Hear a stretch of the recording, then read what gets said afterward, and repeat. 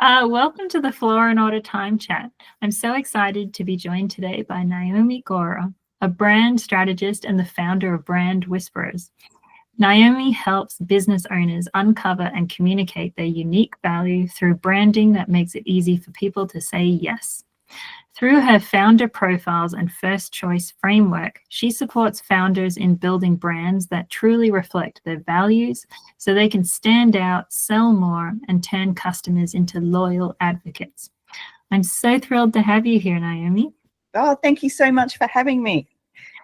So firstly, let's just kick things off by asking you, when did you first realize that understanding your own working style and how you use your time could actually shape the way your brand shows up in the world? Oh, yes, it was about 7 years ago now, I guess. I was running my agency. This was when I first started my agency. And I really felt like business was a hustle. Like it was so fast and I couldn't keep track of things. And I just felt like I was completely failing in business. So I was like, oh, maybe business isn't for me. Maybe I'm just not cut out to do it.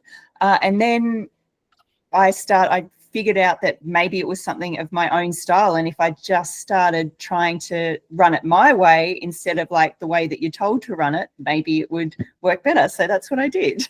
And what were some of the things that you remember of like, oh, this is how you do it, or this is how you should be doing it? Yeah, I think it was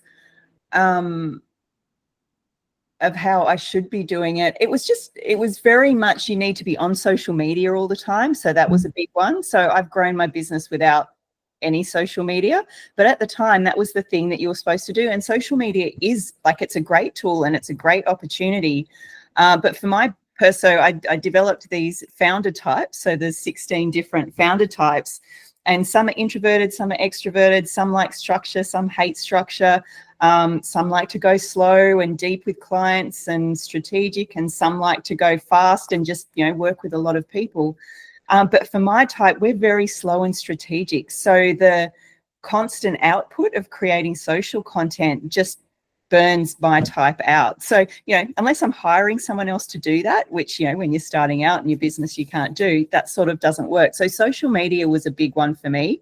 And also I think like outreach, people say, you've got to do outreach to reach more people and, get out there and talk to 15 people a day. And I was just like, oh, that feels, and I'm an introvert. And I was like, oh, that feels awful. And I would try and do it and it wouldn't work. And I was like, oh, maybe I'm just not cut out for business. But then I found another way. Oh, very cool. I think my jaw hit the table there when you were like, no social media. I was like, oh wow, that's amazing. A lot of my clients say that. So I get a lot of people coming to me saying, do I really have to do social media? And yeah, so I have not done any, and I've got clients that have had different strategies. I have a wonderful life coach who has built her business on SEO, or ads, or the way that I built it was through strategic referrals. So a lot of business coaches refer me to clients. So you can do social media, but you don't have to. And what was that moment when you turned off the social media and you went down your own founder path? Yeah, so it was actually a sort of an unrelated thing. I happened to do like a personality profiling quiz, which was the Myers-Briggs personality quiz.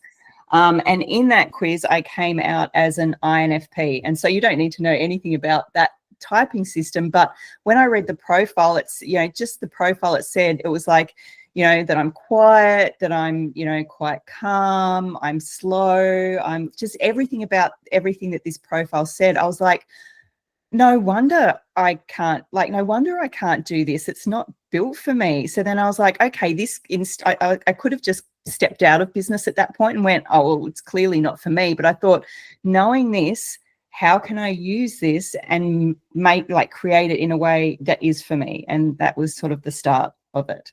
Wow. So Brand Whisperers came out of that, or it was already in action?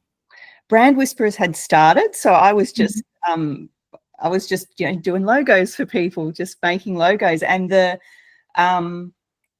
when you're just doing a logo, it's sort of a lower cost product. And so you're having to get clients through a lot of the time. So I taught myself brand strategy. I've got a marketing degree. So I thought, what if I can turn this into like really high value branding, like brand strategy packages where I work with clients really deeply. So their brand package, their brand isn't just a visual identity, but it's also a sales and marketing tool. So I set myself up to become an authority in that space and really work deeply with people. So I need less clients to make my business run. So that means I'm not out there having to get more clients. So it's a much lower volume at a like higher price. So that just means that I can get into the deep work behind the scenes. I still love working with people, but just not being on calls like every day. So this means I still get to talk to people, but then a lot of the time I can be in my creative cave, in my strategy cave, doing the work that I do best for people and not getting really overwhelmed and overstimulated. And this seems like a perfect moment to highlight your wallpaper behind you, which is also reflected in your website. And just like when you popped up, I was just like, oh wow, it's amazing. And I saw the brand link immediately. And you said that you make them. Yes. So it's part of a brand world. So every time I get a client and we do their brand package, I have 9 touch points of a brand, like it's a brand world. So there's your visual identity, which people know as, your logo and things, your offline presence, your online presence, how you deliver your offer, your service experience, your internal culture, and your partnerships and collaborations. I think I've missed one. There's another one. Anyway, so instead of your brand just being a logo and some visuals and some fonts, it's actually this whole immersive brand world that you can use to draw people in. So this wallpaper actually helps me sell. So I get clients, like I said, through strategic referral partnerships, but also through networking groups. So when I'm on virtual networking groups and calls, people see this wallpaper, everybody asks about it, and then I get to explain my brand world system without feeling all salesy and icky. And if people like it, they can contact me. And if they don't, then that's fine also. Oh, amazing. I love it. And we've just shown how that works because Yeah.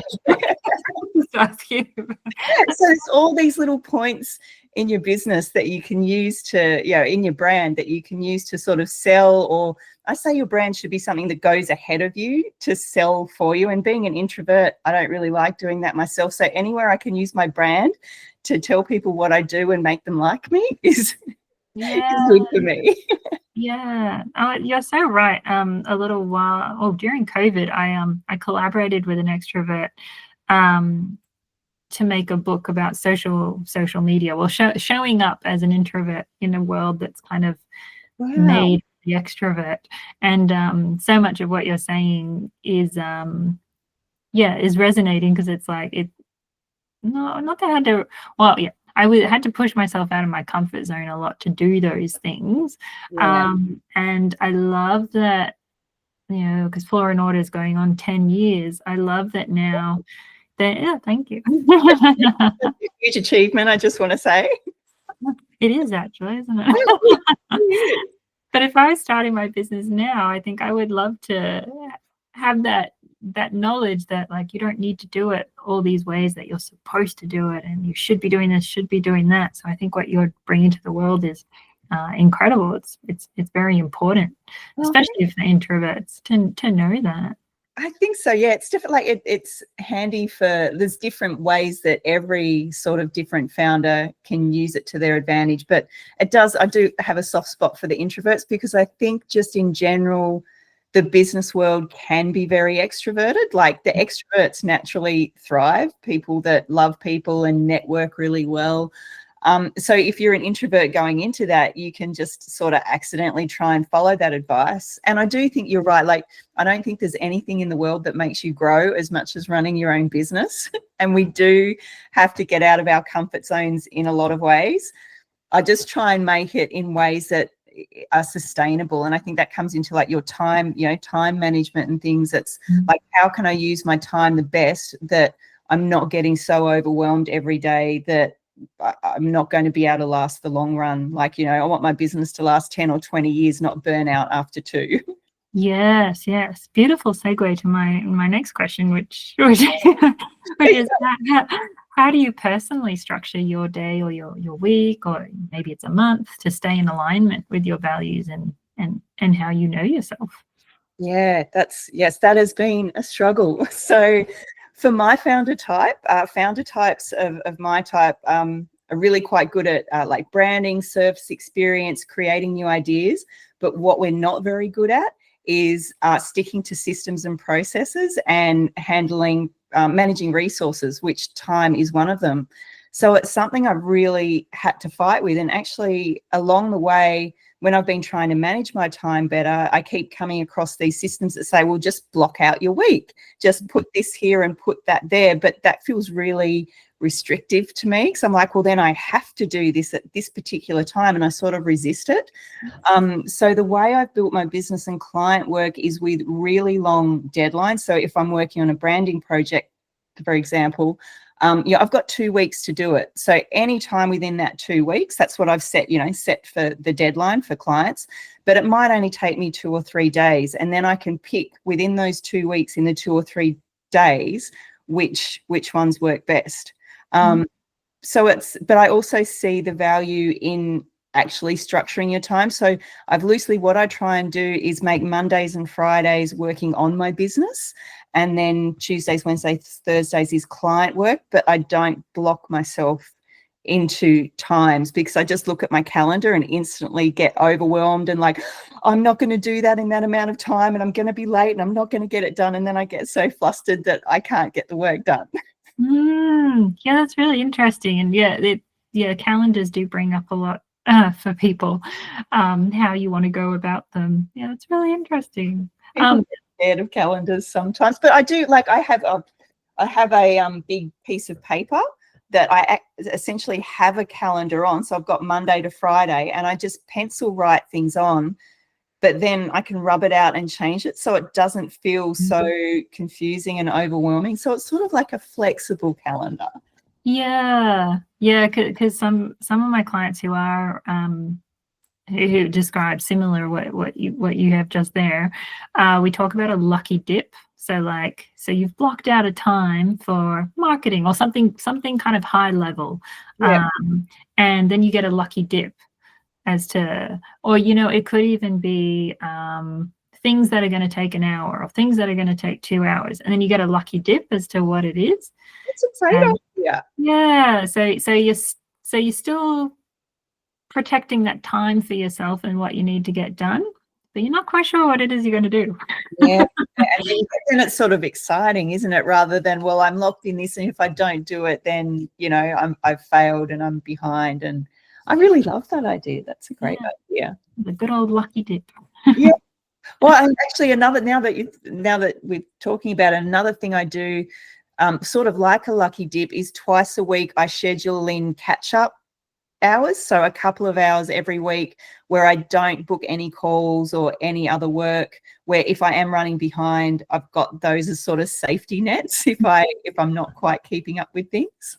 Oh, I like that. Yeah, that's very good. Yeah, because then you're protecting that time for yourself. And exactly. And just, you're like, things don't work out, because sometimes they don't work out, or especially in working on project work like I do, you try and have systems in place around creating a brand. But in the creative world, sometimes things just don't go to plan, and you think that logo is going to take me 4 or 5 hours, and for some reason it takes 8, and then you're like, I guess you want to set yourself up for success, don't you? Not feeling like, oh, well, now I'm behind, and yeah.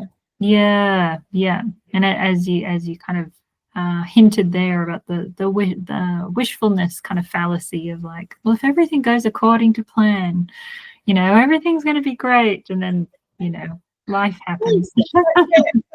Or a child gets sick and you have to pick them up from school, or something. But the best what is it, the best laid plans just don't always happen. No. So what other common time traps do you see founders fall into, especially when building their brand? Oh, common time traps. I think I see a lot of founders feeling like they don't have, and I've already spoken about this, I guess, but feeling behind, like they're running out of time. Or the other thing is they feel like they're spending too much time on marketing. So I guess that can be actually this is a really good one. So the time trap I think they fall into when working with their brands is getting into the creative mode.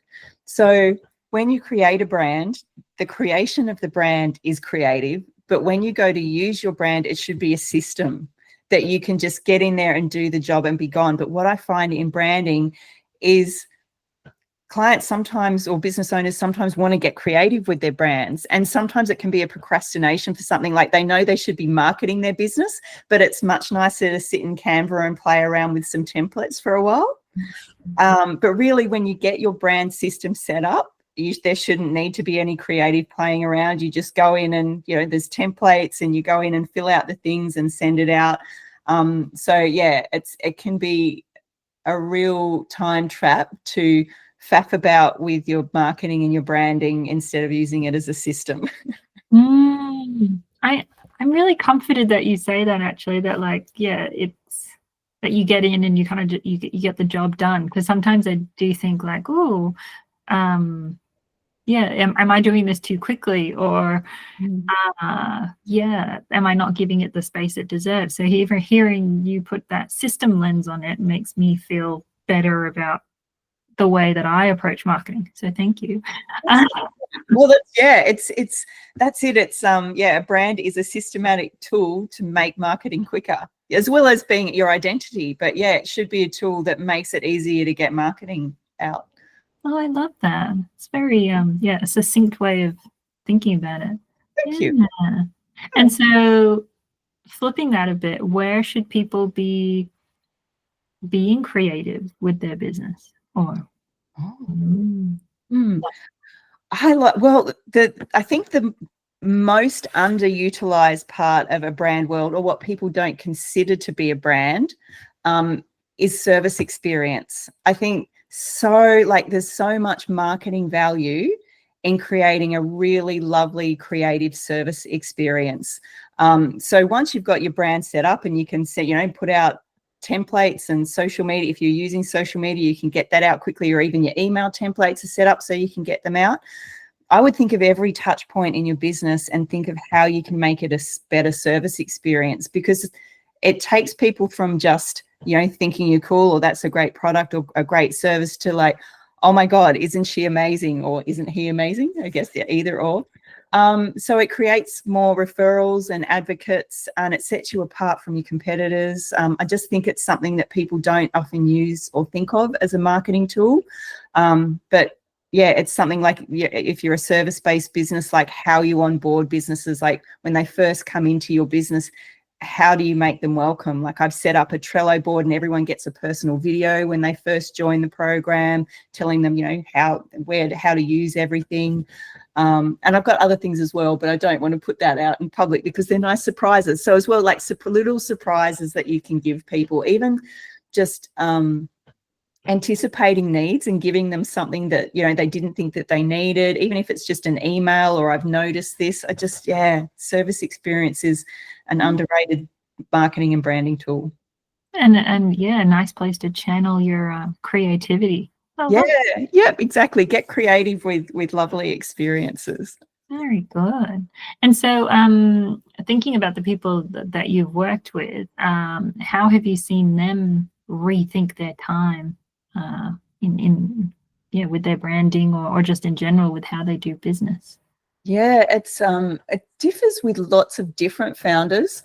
But the thing that I probably see as they build their business, I think when you start in business, you feel like you should be doing everything. Mm-hmm. Like, I should be doing social media, and I should be doing this, and my website needs this, and you want to do everything. But I think what I see in businesses is once they've sort of found their own way and their own system, then 80% of everything else can just not be done. Like I have a client that owns like a linen company, and she started out on social media and was like, oh, this is this is horrible, I hate it. And so she's developed other systems, which means now, I think she even said something about 80% of your success comes from 20%. That's an actual principle, isn't it? 80% of your comes from 20% of effort. And I think that is true. As you get along in business and you like mold yourself into the system that works for you, then yeah, like 80% of all the stuff that you think you should be doing, you don't actually need to do. Yeah, it's incredible, isn't it? Yeah. Yeah. And it's a lot with life as well, isn't it? How we spend our time. There's so much shoulds around it. Yeah, there so is. Yeah. And what makes you happy and what do you just think you should be doing? And then, yeah, adjusting it so you're not doing so much. Yeah. Is that something, like, if you were to go back and talk to your younger self starting out in business, that's something you would tell them, or what would you say? Oh my gosh, that's a profound and deep question. What would I say? I would say, oh my gosh, it's the center of my business, but I still have to remind myself all the time is trust yourself. So I often find, and I see this in business, like as I've watched other businesses grow, you know, in the early days, you really like, I need an expert to tell me what to do. And you do need support along the way to support you in different things. But I think sometimes we can outsource the actual responsibility. Like if I give this to an expert, then they'll make the decision and I don't have to, and I can just follow them. But what I've seen is people go, I wish I'd just trusted my gut and like still got the support, but really trusted that I know my business better than anyone else. And, you know, I know what the answers are. So true. So true. Yes. And I'm just thinking about something I'm dealing with at the moment, which is websites and tech and stuff. And linking to what you just said there, it's about trusting the experts and kind of giving it, like handing it over. And then there's, you know, all those fears around like, was this actually work that needs to be done? Or like, you know, is this a scam, or, you know, whatever like that. Like, Sorry. Oh, sorry. Necessary. Yeah. Yeah. And it does kind of trips you up as to relinquishing control, but then it allows space and time for so many other things that you're actually better at. Is that something that you see with your clients as well? Yeah, that it's such a hard line, isn't it? Because, you know, to grow a business, you do need to outsource. So that's a fine line where you don't want to do everything yourself, but like, how do you trust if they're the right expert? The things that I've seen, well, the things that I've noticed in myself in my own business as well, with the people that I've worked with, and when I've hired people, when it has or hasn't worked, I really pay attention now to if they get me. Like there's probably 20,000, I don't know, that's a random number, web developers, and they're probably all pretty good at what they do.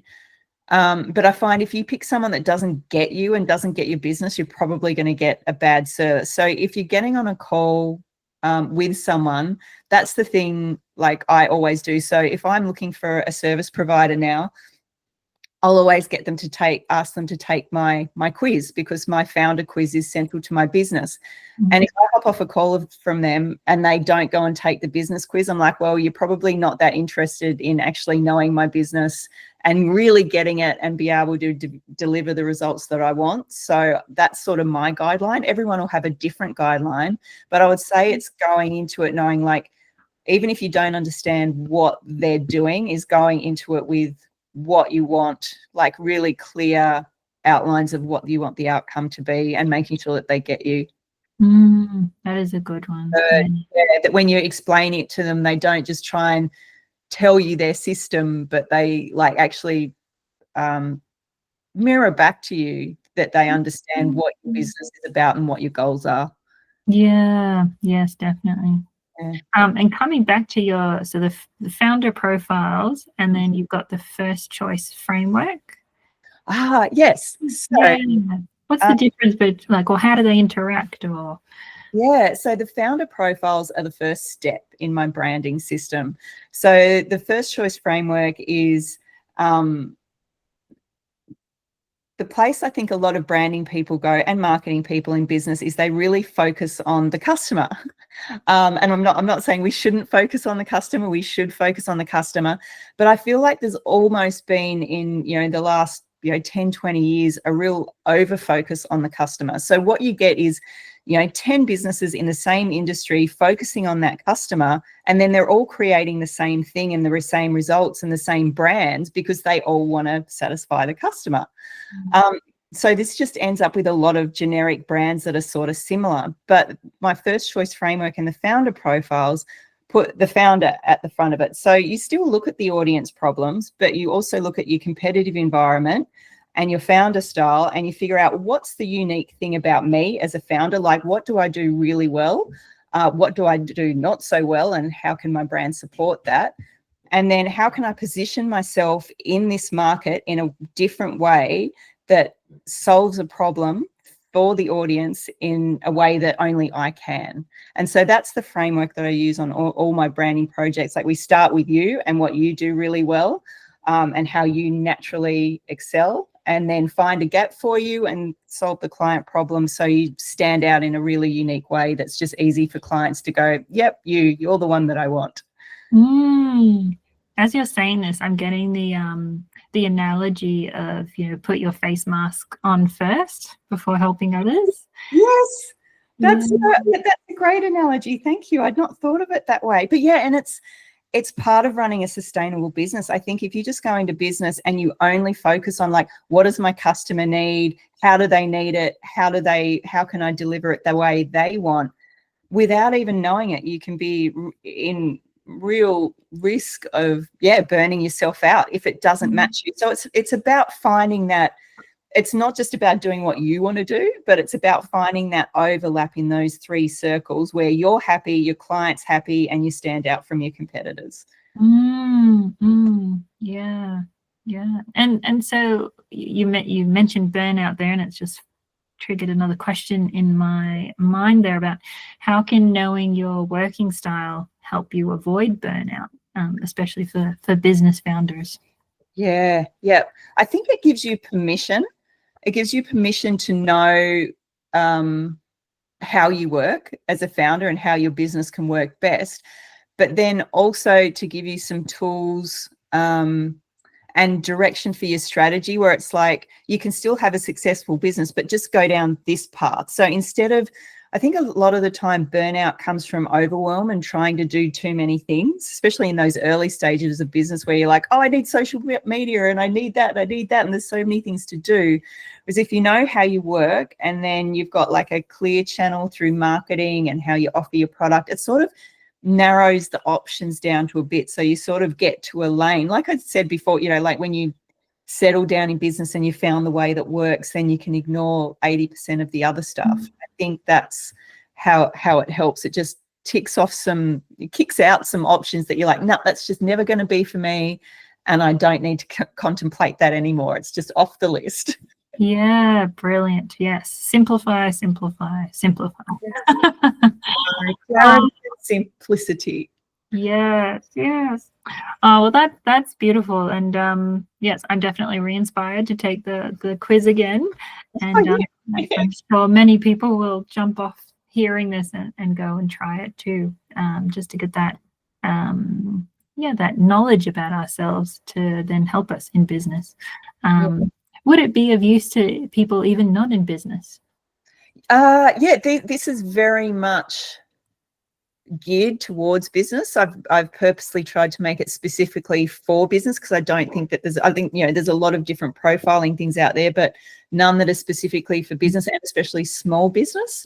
But yeah, I've had some friends take it for just their careers and things, and it can still be they've still found use out of it. So, but yeah, it is very much geared to be like your strengths, weaknesses, marketing channels that might work for you, branding, that how your brand should look and feel. But it could there's something in it for everybody. Yeah, that's very good insight though. Thank you so much for your time and for sharing those insights. Thank you for inviting me. I've had a great time. Good.